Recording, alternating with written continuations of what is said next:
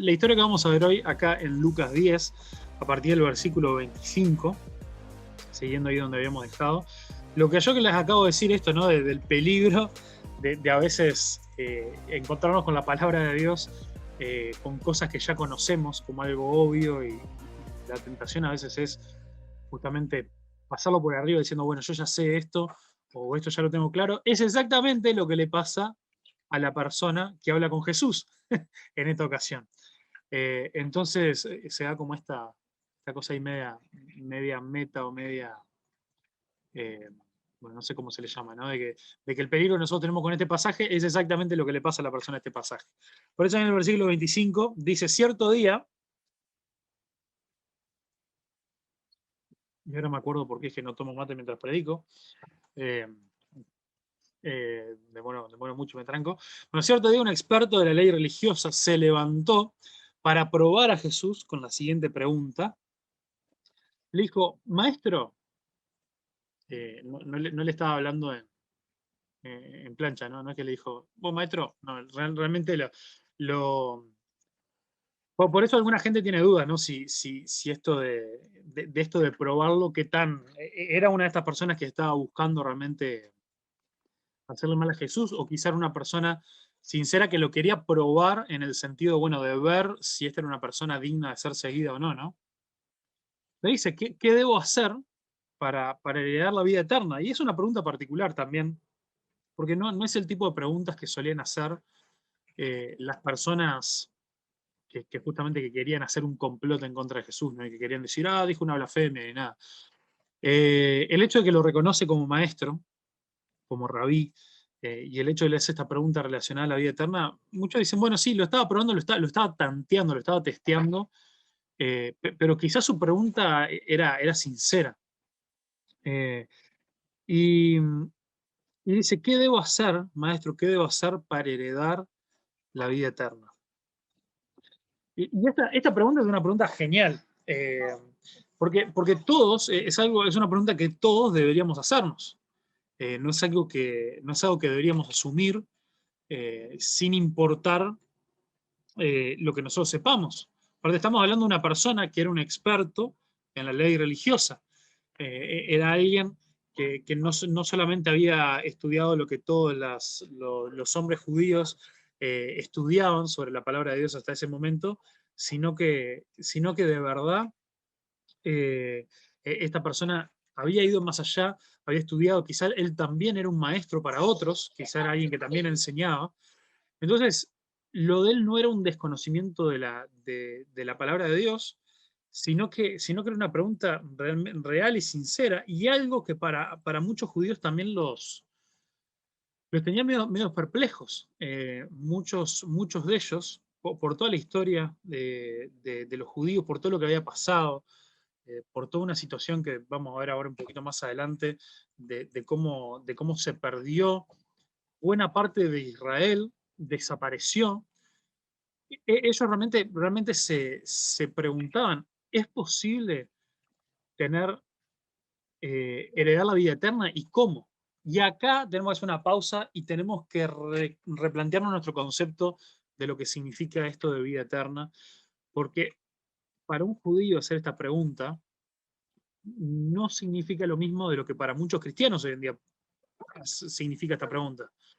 Muchos, si agarramos ahí, ¿no? Quizá entre nosotros, o vamos a cualquier iglesia por acá por Uruguay o por el mundo y paramos a alguien y le decimos, escúchame, ¿qué significa para vos la vida eterna? La realidad es que la mayoría de la gente nos va a decir, bueno, si la vida eterna significa que, no sé, cuando muera voy al cielo y voy a estar ahí para siempre con Dios. Y la realidad es que este no es un concepto que tenían los judíos, y quizás no es un concepto que deberíamos tener nosotros, porque ya hemos hablado en otro momento que no es del todo correcto, eh, porque no es que nosotros, la vida eterna que Dios nos ofrece, primero no arranca cuando morimos, arranca en el momento que el Espíritu de Dios viene a habitar en nuestra vida, arranca en el momento en que somos hechos nuevas criaturas, ahí arranca la vida eterna. Jesús después habla que la verdadera vida eterna es conocer a Dios, el conocimiento de Dios es el comenzar a experimentar la vida eterna. Y esto de la vida eterna, siendo para siempre, es solamente es un pequeño aspecto de lo que es la vida eterna. Para ellos, lo que significaba la vida eterna estaba muy ligado con este concepto del reino de Dios. Lo que Jesús predicaba, lo que Jesús anunciaba, y el hecho de que Dios viniera a ser el rey nuevamente de Israel. El error de los judíos era que ellos querían a Dios para sí mismos y no querían, obviamente no creían en Jesús como el Mesías, ni que iba a morir por sus pecados, pero ellos sí anhelaban de que Dios viniera y estableciera su reino, y ese iba a ser un reino terrenal, eterno, un reino para siempre, donde Dios iba a ser el rey e iba a gobernar sobre Israel.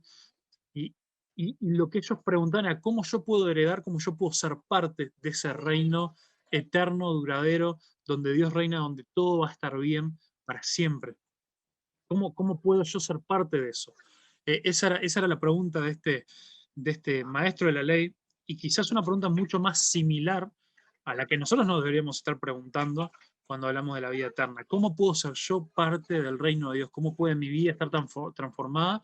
¿Y cómo puedo yo eh, tener a Dios como mi rey y saber que Él va a volver todas las cosas a su sentido original, como es que Él va a restaurar toda la creación, y yo ser parte de eso, no quedarme afuera, no me lo quiero perder? Eh, entonces, esto es un poco necesario para entender de qué él nos estaba preguntando, cómo puedo llegar al cielo. Esa no era una pregunta que la gente se estaba haciendo en ese momento.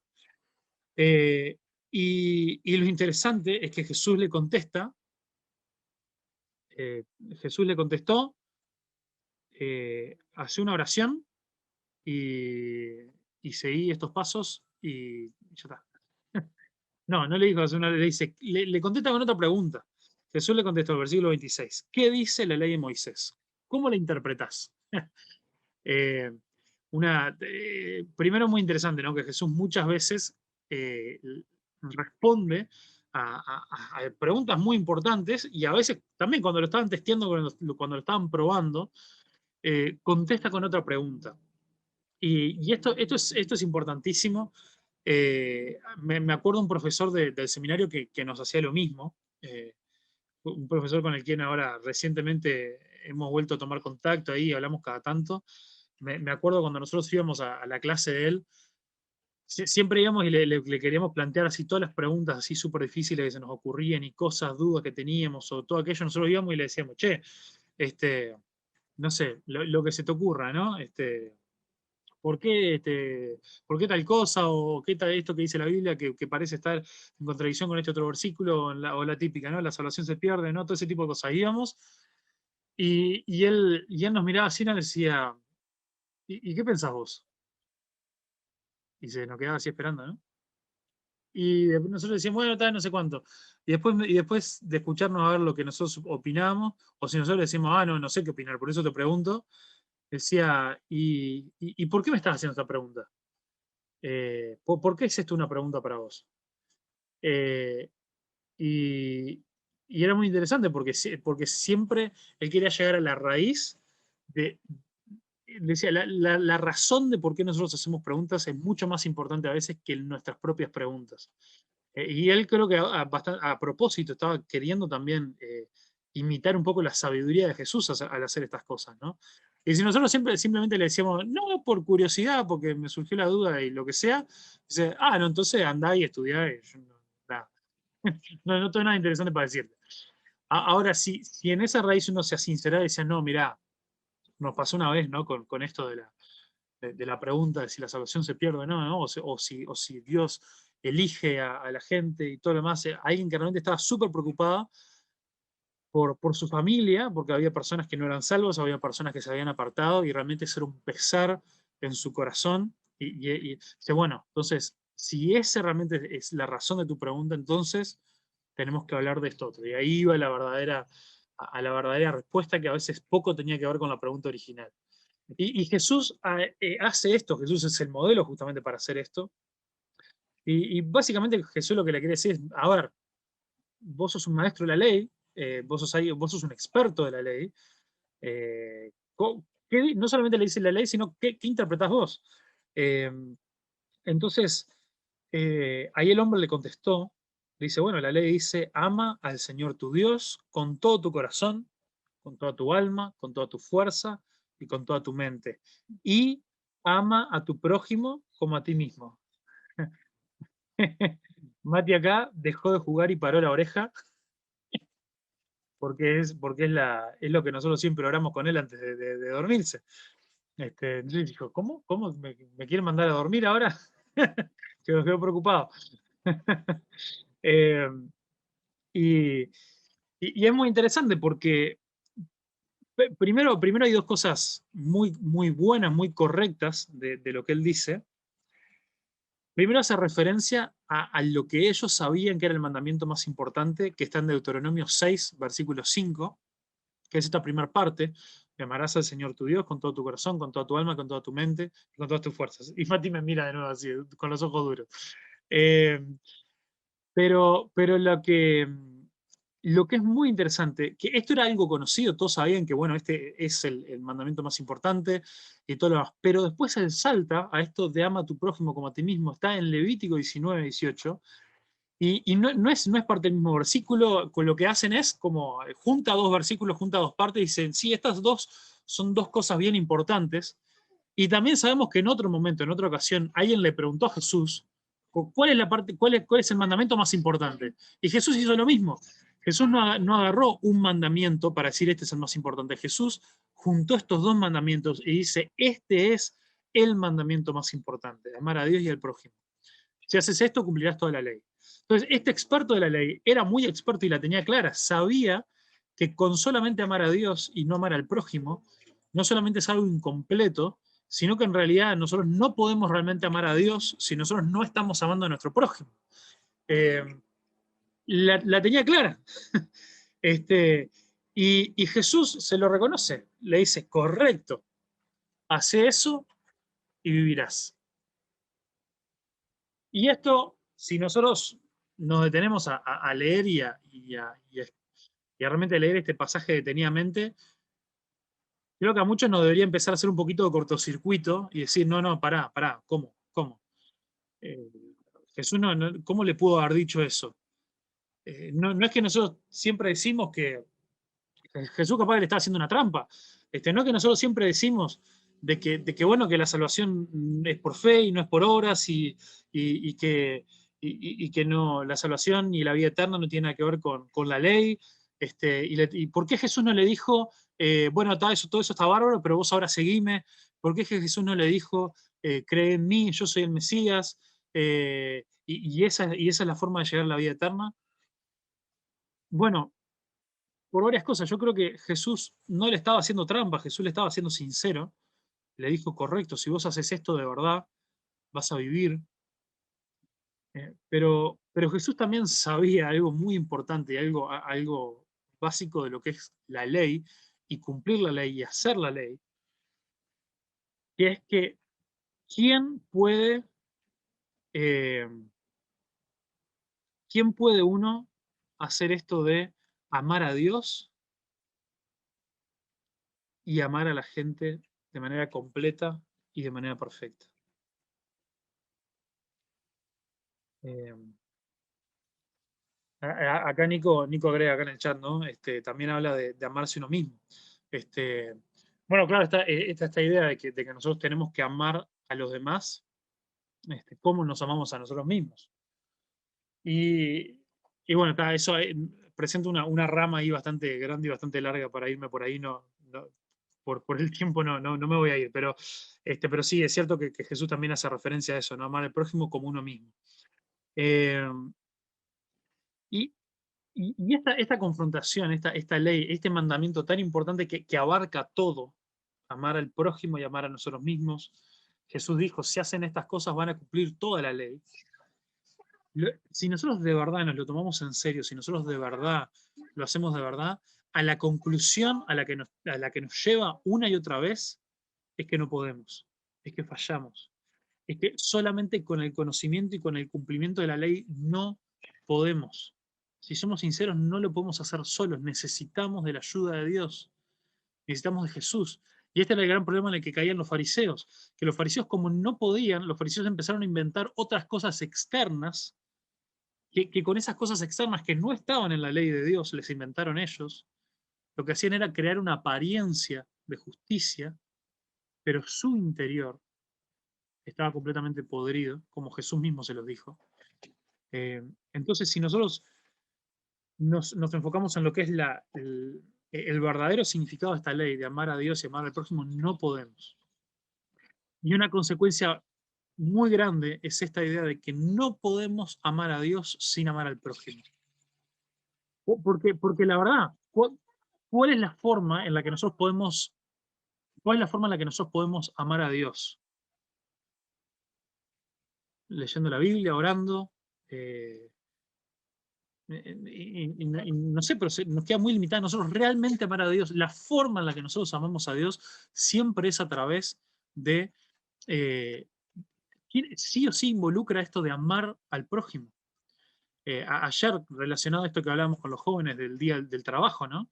Hablamos esto de que Dios nos creó a su imagen y nuestra verdadera oración es reflejar su imagen. Y nosotros solamente podemos reflejar su imagen si se lo reflejamos a otras personas. Nosotros aislados, completamente aislados, no tenemos forma de amar a Dios. Es un amor muy incompleto. Eh, por eso después Juan dice que el que dice que no tiene pecado hace mentiroso a Dios y bueno, todas estas cosas, ¿no? Y este hombre era inteligente, este hombre sintió convicción de pecado.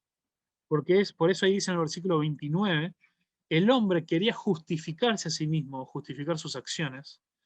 Entonces le preguntó a Jesús, ¿quién es mi prójimo? Y esto es brutal, porque Jesús sabía, el hombre sabía, y todos se dieron cuenta rápidamente, por eso llega esto a los oídos de Lucas, que lo escribe, que el hombre hizo esta pregunta queriendo justificarse a sí mismo. ¿Por qué? Porque dijo, bueno, tengo formas en las que yo pienso que demuestro mi amor a Dios, pero con esto de demostrar amor al prójimo ando medio complicado. Entonces, cuando nosotros no estamos amando al prójimo, ¿cuál es la mejor forma de arreglarla? Es, bueno, vamos a hacer de cuenta que la mayor cantidad de gente no es mi prójimo. Vamos a reducir las posibilidades. Vamos a ver vamos a crear una lista y vamos a hacer, bueno, ¿quién es mi prójimo? Y él sabía que prójimo, lo que significa, la palabra prójimo en español es derivado de próximo, de aquel que está cerca. Eh, Literalmente, en muchos idiomas, significa vecino, porque es aquel que tenemos al lado, el que tenemos cerca nuestro. Y entonces esto genera una gran... abre un montón de posibilidades para este hombre de decir, bueno, a ver, si el prójimo, la gente que yo tengo cerca, entonces la forma fácil de amar a mi prójimo es rodearme de gente a la cual me sea fácil amar. Rodearme de mi familia, rodearme de mis amigos, rodearme de la gente que se parece a mí, rodearme de la gente que es como yo, que piensa como yo, rodearme de la gente eh, en la cual más o menos estamos de acuerdo en todo, por lo cual me va a ser fácil amarlos. Y esto nosotros lo hacemos todo el tiempo. Por eso es tan difícil la vida de iglesia, porque en la iglesia lo que nos une es Jesús, pero después en el resto somos muy distintos. Somos distintos en nuestra forma de ser, en nuestras personalidades, somos muy distintos en nuestros intereses, en nuestros estudios, en nuestros trabajos, en nuestra forma de vivir. Somos distintos. Somos un grupo muy heterogéneo. Y lo que es muy fácil para muchos es rodearse de gente que sea muy parecida y que sea muy similar a nosotros en nuestra forma de pensar, en nuestros gustos, en nuestras cosas que hacemos, en nuestra edad. Eh, por eso dijimos con los grupos de refugio, bueno, ahora arranquemos más o menos como querramos, pero más adelante tenemos que desafiarnos a mezclarnos un poco más, a que quizá más adelante hacer un esfuerzo a que no sean todos grupos de hombres o de mujeres, más adelante desafiarnos a que no sean todos grupos de jóvenes o de gente más mayor. En algún momento vamos a tener que dar ese paso de mezclarnos. Eh, Porque si nosotros solamente hacemos prójimo, hacemos próximo, hacemos cercano, y nos rodeamos de gente que son parecidos a nosotros, esto va a ser muy fácil, pero va a ser muy incompleto. Y acá Jesús, sabiendo todo esto, le cuenta una historia, este, eh, que es la segunda cosa que Jesús hacía cuando la gente venía con preguntas pretenciosas o preguntas raras. Primero les hacía contestar a ellos y después decía, bueno, tengo una historia para contarte. Un hombre, versículo 30, un hombre judío bajaba de Jerusalén a Jericó y fue atacado por ladrones. Le quitaron la ropa, le pegaron, lo dejaron medio muerto al costado del camino. Un sacerdote pasó por allí de casualidad, pero cuando vio al hombre en el suelo, cruzó el otro lado del camino y siguió de largo. Un ayudante del templo, o sea, un levita, pasó y lo vio allí tirado, pero también siguió de largo por el otro lado. Entonces un samaritano despreciado, entonces pasó un samaritano despreciado y cuando vio al hombre sintió compasión de él. Se le acercó y alivió sus heridas con vino y aceite de oliva. Se las vendó, luego subió al hombre en su propio burro y lo llevó hasta un alojamiento, donde cuidó de él. Al día siguiente le dio 2 monedas de plata al encargado de la posada y le dijo, cuida de este hombre. Si los gastos superan esta cantidad, te pagaré la diferencia la próxima vez que pase por aquí. Ahora bien, ¿cuál de los tres te parece que fue el prójimo del hombre atacado por los bandidos? Preguntó Jesús. Bueno, un zarpado Jesús, un maestro, eh, muy, muy fuerte lo que hace Jesús en esto, ¿no? Jesús habla de este hombre judío y al que Jesús aclara que es judío es muy importante. Dice, fue atacado en el camino y quedó casi muerto. ¿Y quiénes son los primeros en cruzarse con él? Los primeros en cruzarse con él eh, son es un sacerdote y un levita. Personas que, al igual que este maestro de la ley, este experto en la ley, conocían muy bien la ley y casi podría decirse que cuya profesión, cuya tarea profesional era encargarse de que ellos amaban a Dios. Eh, Casi que se jactaban de esto, de que ellos eran los que conocían todos los procedimientos, cómo hacer todo bien, cómo agradar a Dios, cómo hacer todo de una forma eh, eh, perfecta. Y sin embargo, Jesús le muestra en esta historia que estas personas fueron quienes lo vieron y siguieron de largo. Estas personas que más pensaban que amaban a Dios fueron las primeras en ser capaces de alejarse, de alejarse del prójimo, de alejarse de alguien que tuvieron al lado, que tuvieron cerca, alguien que estuvo cerca de ellos y lo hicieron a un lado. Eh, y entonces pasó un samaritano despreciado y cuando vio al hombre, sintió compasión por él. Eh, el samaritano, ahora vamos a hablar en un cachito, bueno, quiénes eran los samaritanos y por qué esto es tan significativo, ¿no?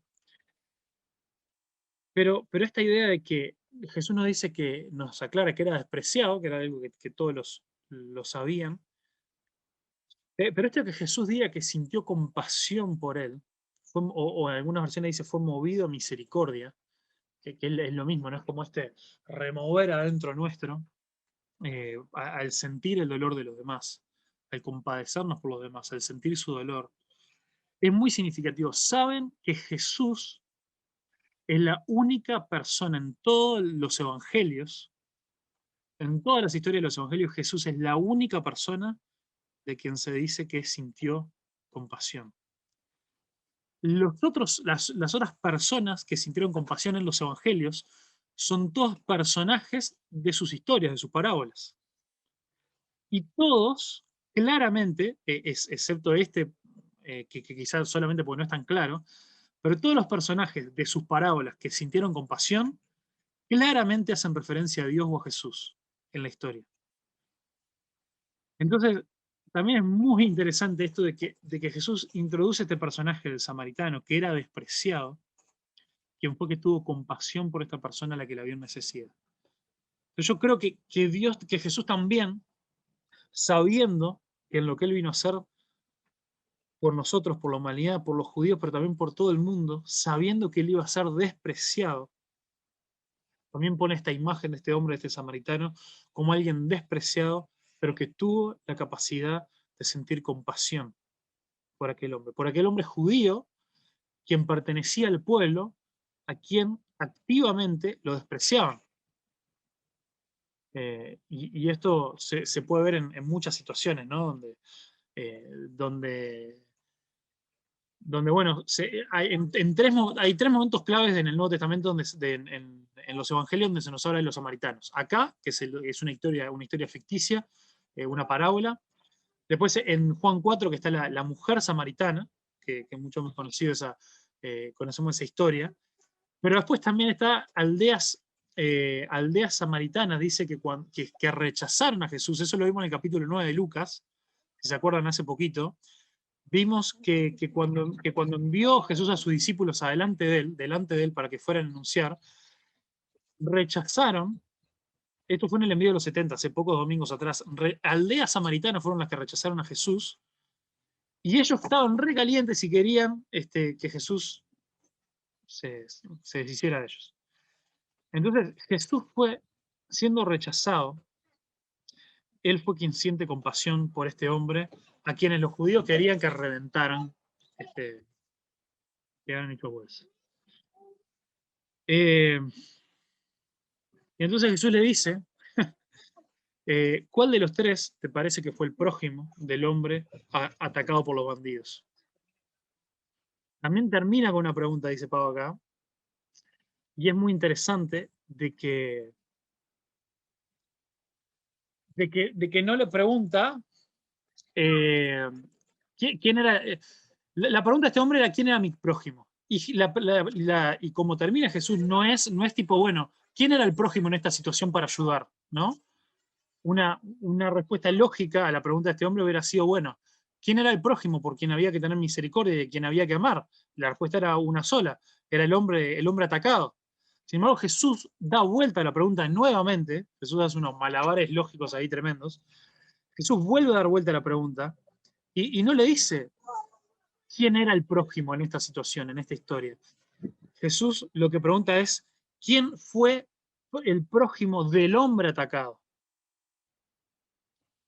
Entonces Jesús, al terminar con esta pregunta, lo que nos dice es que no se trata de quién está cercano a mí para tener que amarlo, sino a quién me puedo acercar yo para amar.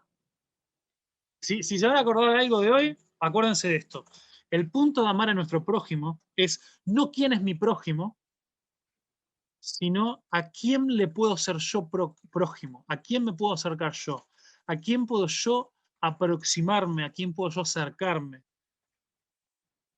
para que ahí este prójimo a mí esté cercano a mí y poder mostrarle amor.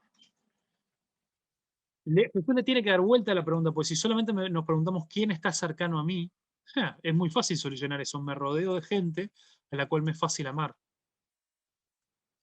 Ahora, si la pregunta es esta otra, es ¿a quién debo yo serle próximo? ¿A quién me debo yo aproximar?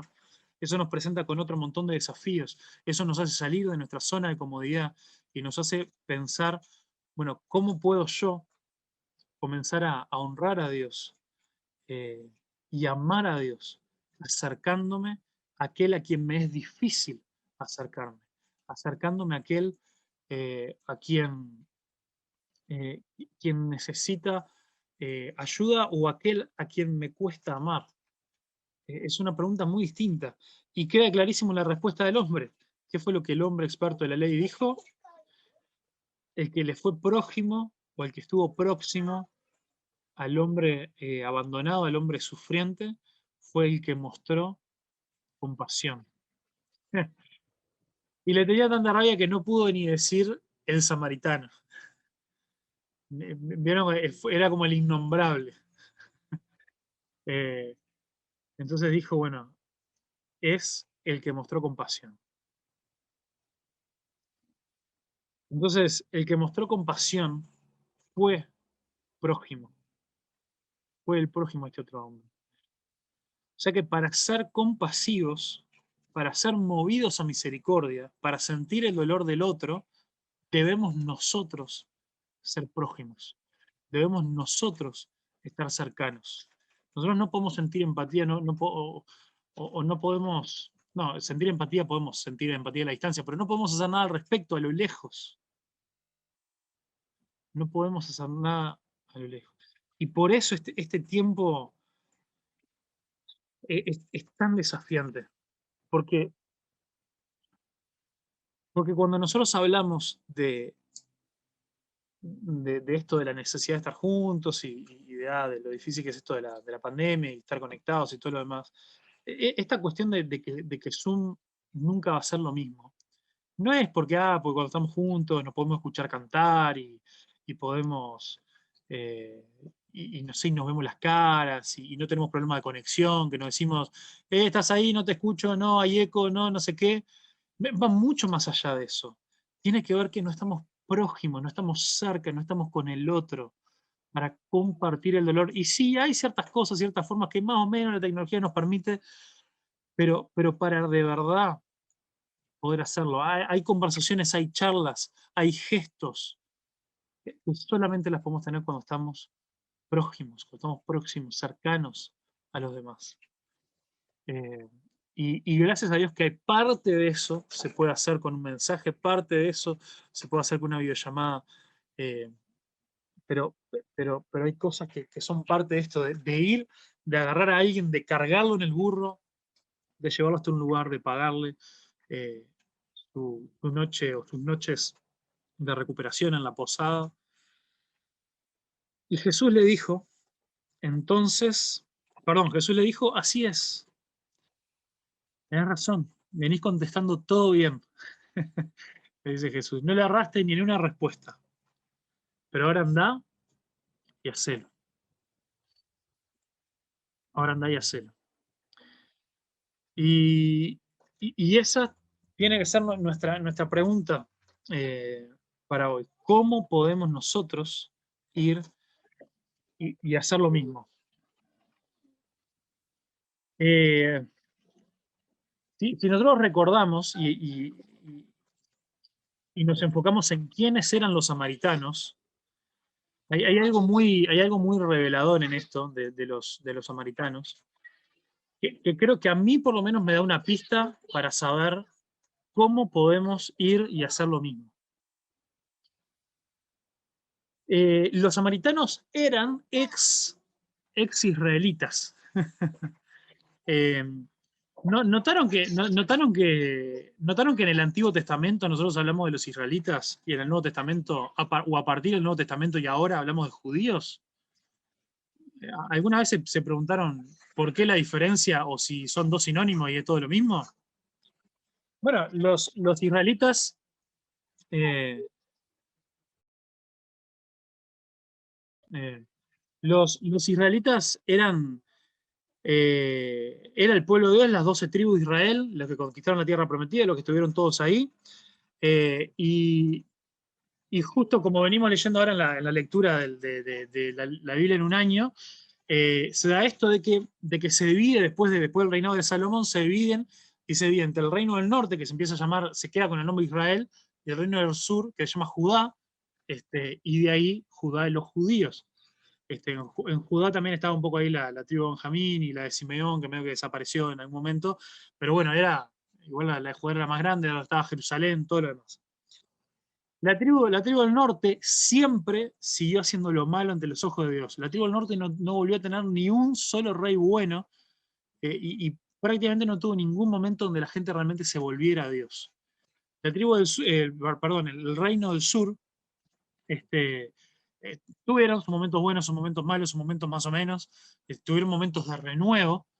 Justo hace un par de días estábamos leyendo ahí del rey Joaquín perdón, del rey, eh, bueno, un rey ahí Josías. Joaquín fue el último ahí que ya lo terminaron deportando, pero uno que se volvió, que hizo toda una reforma y todo lo demás, y se volvió a Dios. Pero el reino del norte no, siempre se apartaron completamente de Dios, y cada vez peor y peor y peor, al punto que comenzaron hacer, participar en cultos de dioses de los vecinos que hasta hacían sacrificios humanos, y cosas realmente terribles. Entonces, como consecuencia, Dios cumplió lo que había dicho a través de Moisés, que fue: los voy a sacar de la tierra prometida. Van a desaparecer de acá y nunca más van a volver. Y esto Dios lo cumplió. Ahí por el año 700 antes de Cristo, 720 más o menos, fue que el imperio asirio vino, conquistó y los desapareció. Mató a la gran mayoría, a los más educados, los más ricos, los más todos, se los llevó a la capital del reino, eh, y, y después los que quedaron por ahí en la tierra fueron los pobres y los que no servían para mucho, digamos. Fue lo que el rey asirio dijo: no, esto ni para qué lo vamos a llevar, este, que se queden acá trabajando en la tierra y haciendo algo. Y esa gente, si ya venía mal, imagínate que así seguir sin ningún tipo de más nada, y conquistado por los asirios, sin rey, sin nada, ya está, desaparecieron, se siguieron mezclando con los pueblos vecinos, con gente asiria que andaba por ahí a la vuelta y con estos otros pueblos, y se mezclaron de tal manera que perdieron su identidad. Realmente hoy, si uno quisiera decir: bueno, a ver, gente de la tribu de Manasés, gente de la tribu de Dan, no hay cómo encontrarlos, no se sabe, nadie tiene la identidad, nadie sabe si son descendientes de esas tribus. Entonces, todos los que hoy en día se identifican como judíos son en realidad los descendientes de esas tribus del sur, de ese reino del sur, que eso sí, después que que estuvieron en Babilonia y todo lo demás, ahí están esos remanentes que volvieron, que reconstruyeron el templo y todo lo demás. Esa mezcla de judíos traicioneros de Dios, idólatras que fueron conquistados, que desaparecieron, que se terminaron de mezclar y entreverar con los pueblos vecinos, son los que más adelante llegaron a conocer como los samaritanos. ¿Por qué? Porque Samaria fue la capital del reino del norte. Y no solamente Samaria, sino todos sus alrededores. Entonces, ¿por qué le tenían tanta rabia a los judíos? Porque primero fueron los que en toda su historia, desde hacía cientos y cientos de años atrás, estuvieron enfrentados contra los judíos, pelearon entre los reyes, los abandonaron, traicionaron a Dios, se mezclaron con el resto de los gentiles. Entonces realmente les tenían un odio terrible, pero en cierta forma tenían algún tipo de parentesco lejano con ellos. Y creo que hay algo medio raro en esto, de que nos cuesta mucho amar a la gente que es completamente distinta a nosotros, pero si hay algo que nos cuesta más, es amar y demostrar amor a gente que se parece a nosotros o que es parecida a nosotros en algunas cosas, pero a los cuales le tenemos tremenda rabia por algo, eh, o que sentimos que nos traicionaron, o que sentimos que estos son, no sé, o son parientes de menor categoría, son la oveja negra de la familia, o estos son cristianos de segunda clase porque creen esto, aquello, lo otro. Entonces, ese intermedio, ¿no? Entre gente que algo se parecen a nosotros, pero que hicieron tal o cual cosa que me hace recontra odiarlo. Porque capaz que podemos amar a gente que no tiene nada que ver con nosotros porque están tan alejados, tan separados, que quizá las cosas que no nos gustan o que tenemos en diferencia ni nos afectan. Pero a veces las cosas que más nos duelen o que más nos dan rabia son de aquellos que salieron de nosotros, aquellos que estaban con nosotros y nos traicionaron, que hicieron algo. Entonces, creo que esto también es una forma de responder esta pregunta. ¿Cómo podemos nosotros ir y hacer lo mismo? ¿Cómo podemos nosotros ser prójimos de quien nos necesita? Quizá el desafío más grande, y a lo que Dios también nos desafía con esta historia, es: pensemos en aquellas personas a las cuales, aquellos enemigos, aquellas personas a las cuales apenas podemos ver, aquellas personas a las cuales quizá ni soportamos mucho, y preguntémonos: ¿cómo puedo ser prójimos a ellos? ¿Cómo puedo humillarme a mí mismo y acercarme? ¿Cómo puedo reconocer que he estado equivocado? ¿Cómo puedo reconocer de que Dios no quiere que yo viva de esta manera? ¿Cómo puedo obrar de una manera distinta en cuanto a estas cosas?